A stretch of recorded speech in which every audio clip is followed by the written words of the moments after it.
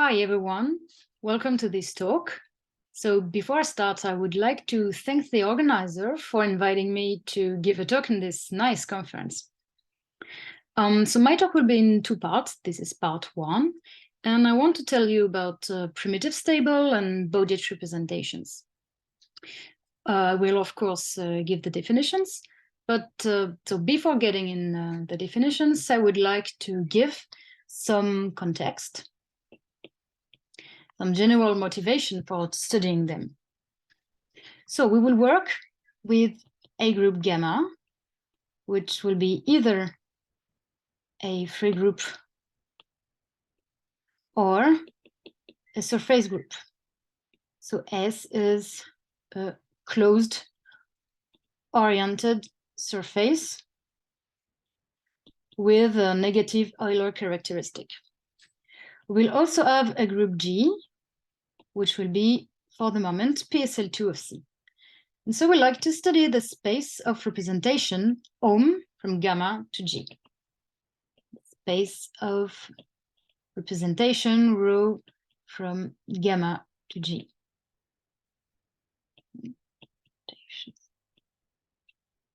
But this space is too big from a geometric point of view, so usually we study the quotient of the space of representation by G, and here it acts by conjugation.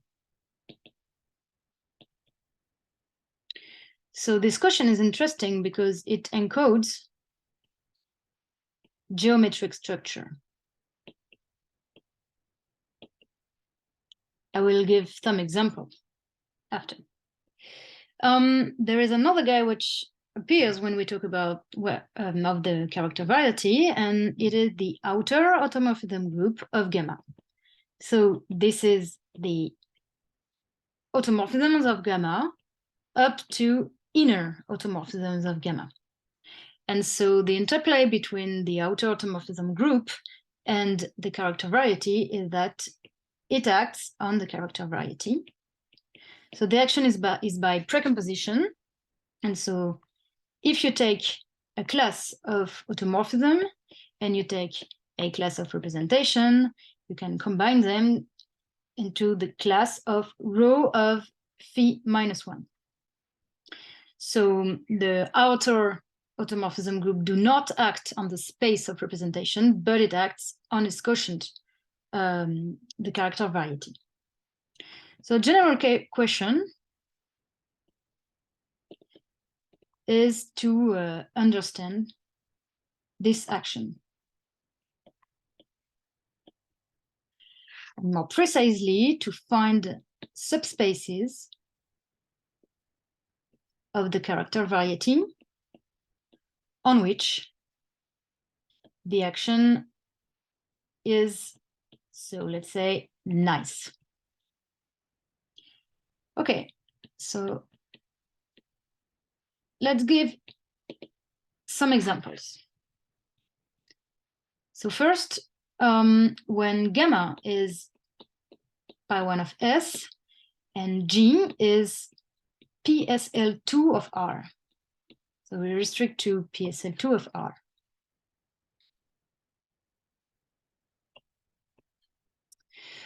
So in this context, we define the Teichmüller space. So the Teichmüller space is the space of hyperbolic structure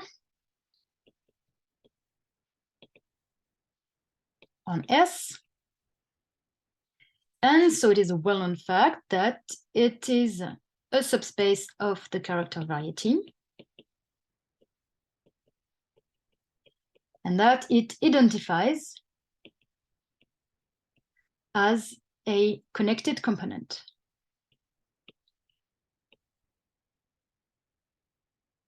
In particular, it is open. So when we have a surface, we can also define the mapping class group of the surface, which is the set of homeomorphism of the surface up to homotopy. Okay, and so the mapping class group acts on the Teichmüller space in the same way as the outer automorphism group of gamma acts on the character variety. This is the same action. And the dynamic of this action is given by a theorem of Frick.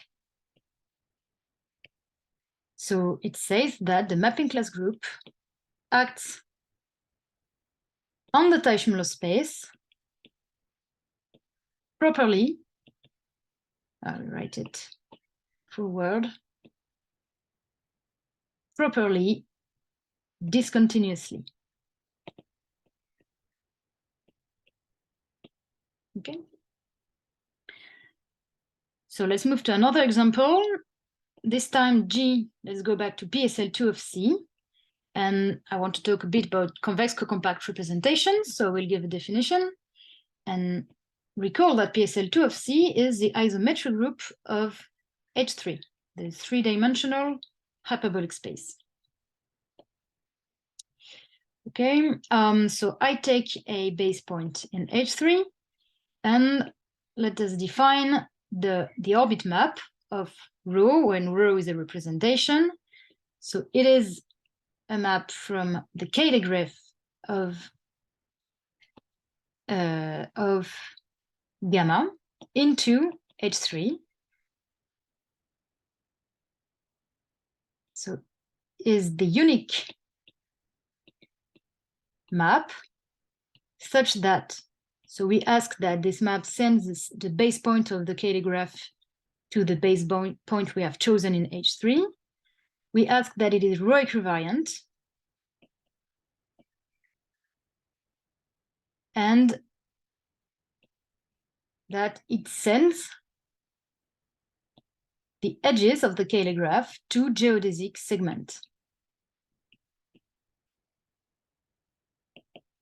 So this is the natural way to embed the group gamma in the space on which G acts.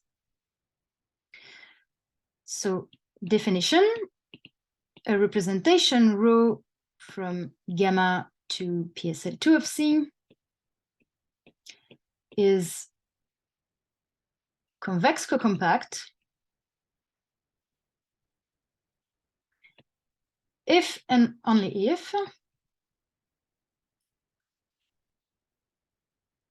the orbit map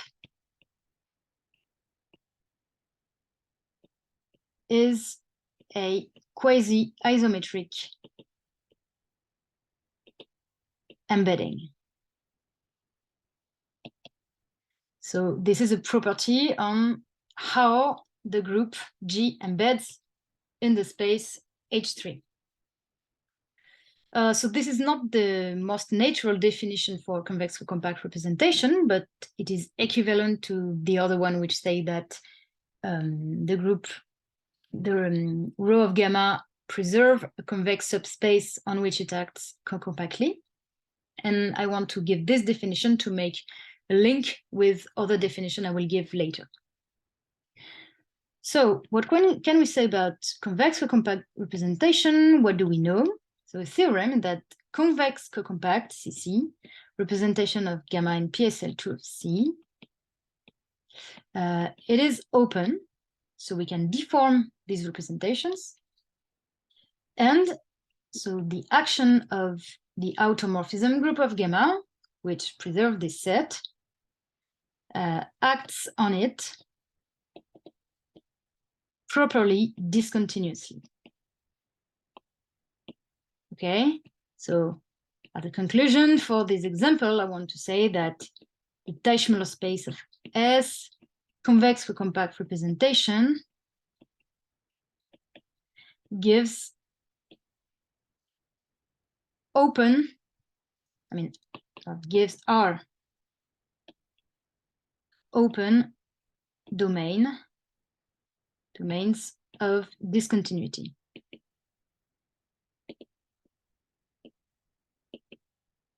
So they are example for nice subset of the character variety on which the action is kind of nice. So are there other subspace that satisfy this property? So we will see that the answer is yes. and I now want to define Bowditch representations.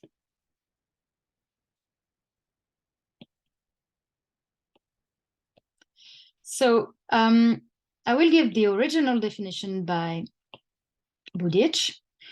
So this is a definition in the group F2. So now gamma is F2. And we set AB to be a free generating set for F2.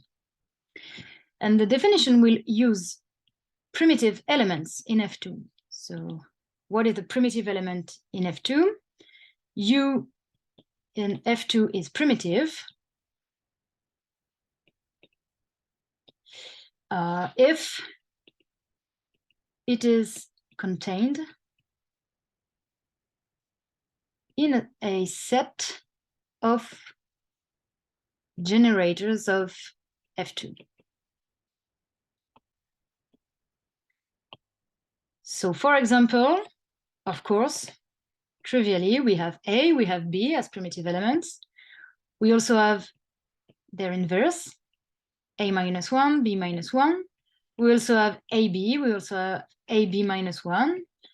One can check that we also have A power n B when n is any integer, etc., etc. So there are infinitely many primitive elements in F2, but they are rare compared to all elements in F2. So if you would take any element in F2, generically, it will not be primitive. Okay, so this was not a definition, this was example, sorry. So now I give a definition. So this is the original definition by Bowditch, and it is in a paper in 98. So rho from F2 to PSL2 of C is a Bowditch representation if and only if, so the three following conditions are satisfied. So first, he asks that the trace of the commutator is -2. Second, for all primitive elements in F2, the trace do not belong to the segment -2, 2. And third condition, the set of primitive elements such that the modulus of the trace is bounded by 2. So we ask that this set is finite. Okay, so I just want to make a comment on the first condition. They say that the commutator is sent to a parabolic.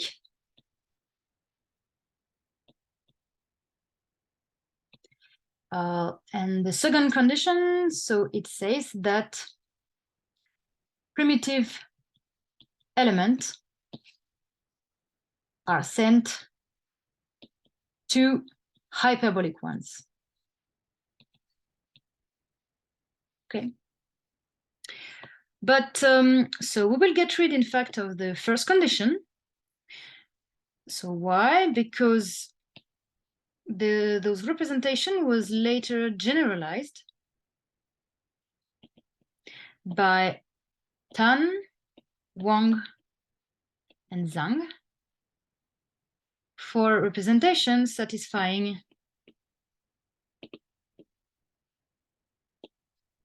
2 plus 3, so those two conditions, and the first condition is replaced by trace of rho of AB is any complex number. So no more restriction on the trace of the commutator. So I want to give a word on the original approach by Bowditch and make a link with Markov triples.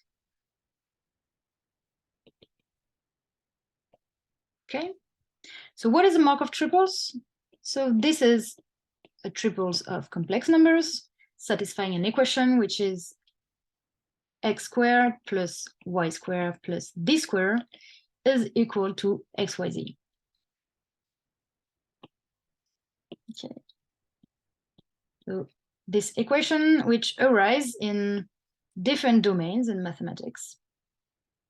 So here, where can we find this equation? So, okay, when we have a representation, let's denote capital A to be the image of the first generator and capital B to be the image of the second generator. And in PSL2 of C, recall that there is the trace relations. And so in particular, it gives that the trace of A square plus the trace of B square plus the trace of AB square is equal to the trace of A times the trace of B times the trace of AB plus the trace of the commutator plus 2. Okay, so here now we see that if this quantity here is equal to -2, we get a Markov triples. And so you can check that we have, what do we have? We have a bijective correspondence between representation that satisfies condition 1, so up to conjugacy, and Markov triples. So this is in PSL2 of C. Okay, so this was the approach by Bowditch. So what did he prove? And so theorem due to Bowditch and also Tan Wang Dong for the generalization. So the set of Bowditch representation BQ is open, and the action of out of F2 is properly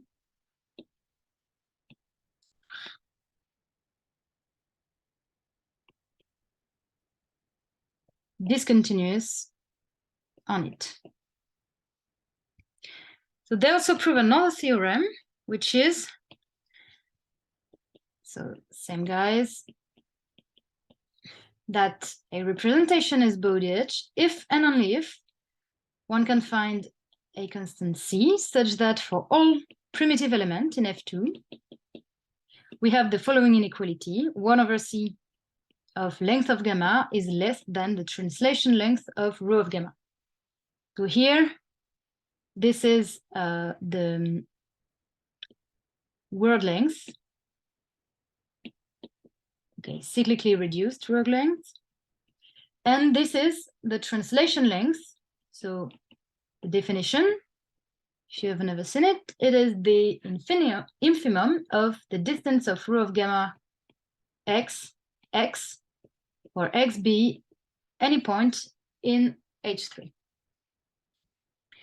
So this definition does not make use of the trace anymore. And one can ask, what if we change PSL2 of C to another group, another isometry group? And so we can take, for example, X to be a data hyperbolic space. Okay, so I will suppose that it is geodesic and proper. And I want to give, in this context, the following definition, which is that a representation of F2 in the isometry group of X is Bowditch if and only if we can find two constants, C and D, such that 1 over c of length of gamma minus d is less, okay, sorry, I've just forgot quantifier, such that for all primitive elements, 1 over c of length of gamma minus d is less than the translation length of rho of gamma.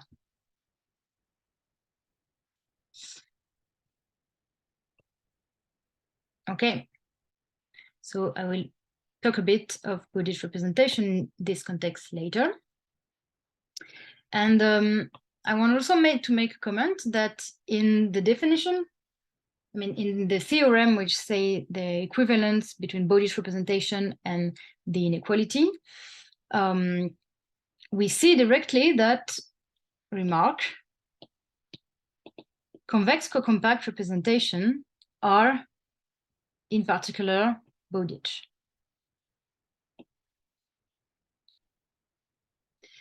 So now I would like to give the definition of primitive stability.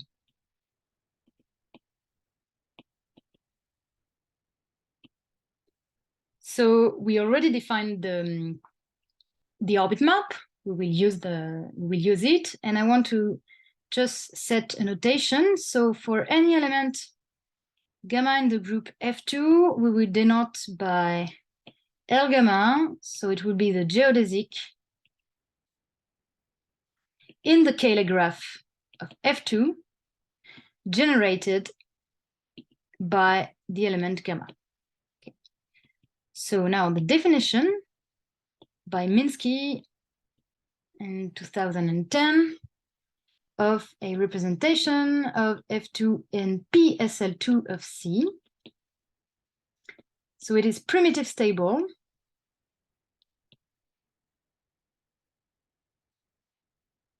if and only if we can find two constants, let's call them C and D, such that for every primitive element in the group F2, when we look at the orbit map and we restrict it to L gamma, so the geodesic generated by gamma, it is a CD quasi-geodesic embedding.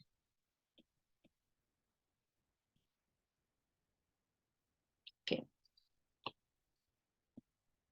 So it says that you take primitives element in the group and you look at their image by the orbit map, and their image are sent to quasi-geodesic. But what is important in this definition is that the constants are the same for all primitive elements. So the constants are uniform. Now, we call the definition we have given of convex or compact representations. We said that the orbit map was a quasi-geodesic embedding for all the group gamma. So of course, we see that PS contains convex co-compact representations. And so what Minsky proved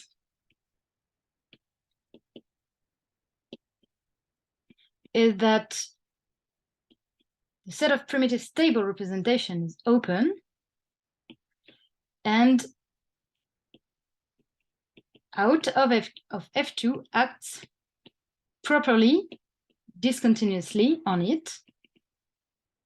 Okay, but it's not hard to see that the set of primitive stable representation is open. This is basically the same proof as for convex compact representation. But moreover, he proved that PS contains, and he proved that PS strictly contains, so strictly contains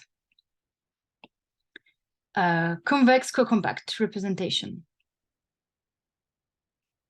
Okay, so he said that PS is strictly bigger. So in particular, PS contains undiscrete representation. So this means that primitive stable representation is strictly bigger open domain of discontinuity at the one that we knew before namely convex co-compact representation. So I think I will stop here for this first video. And in the second part of my talk, I will talk about the equivalence between Bowditch and primitive stable representation in PSL2 of C, and then the generalization to more general hyperbolic spaces and some flavor of the proof. Thank you very much for watching this video, and see you in part 2.